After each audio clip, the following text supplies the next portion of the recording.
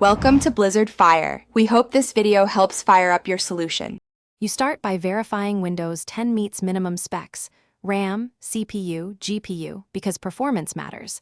Next, sign into or create a Microsoft account. That account links your purchase. Once signed in, choose Java Edition and complete the purchase using your preferred payment method.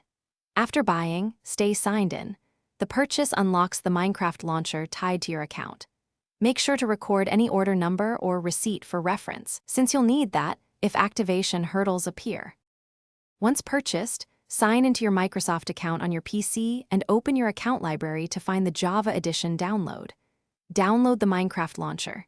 EXE and run it as administrator so it can write to program files and update properly.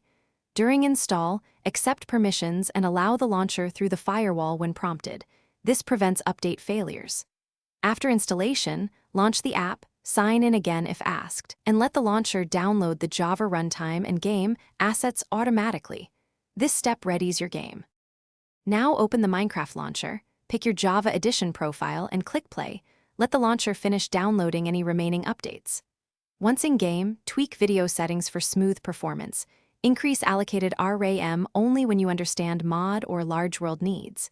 If the game won't start, first check firewall and antivirus, then sign out and back into your Microsoft account or reinstall the launcher.